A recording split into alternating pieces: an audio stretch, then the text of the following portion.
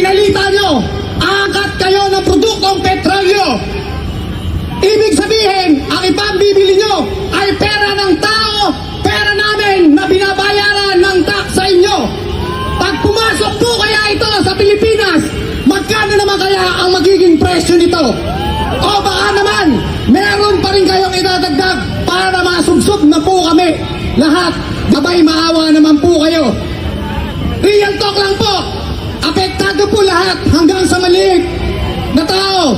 Patunay po dyan ang mga driver na hindi na nakakapamasada dahil po sa mahal ng gasolina at diesel. Hindi nyo ramdam ang pagtaas ng produktong petrolyo. Bakit po? Ang mga tao sa gobyerno, naka-Land Cruiser, naka-patrol, meron pang mga bodyguard at meron pang kasunod ng mga sasakyan.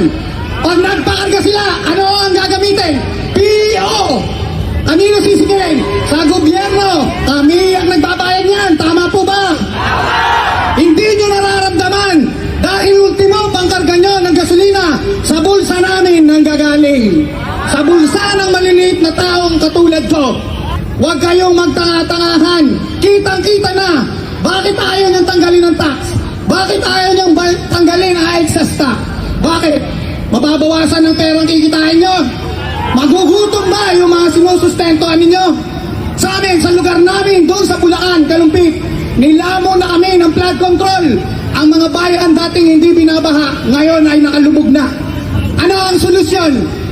Natuklasan nyo na, pero bakit hindi nyo ginagawa ng rehabilitasyon? Nandito po kami ngayon, patuloy kaming lumalaban. Karamihan po sa amin, hindi nagsipaghanap buhay.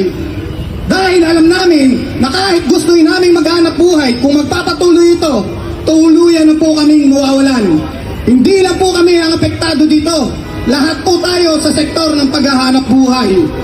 Patuloy ang pagtaas ng petrolyo, patuloy ang pagyaman ng mga demonyong ito.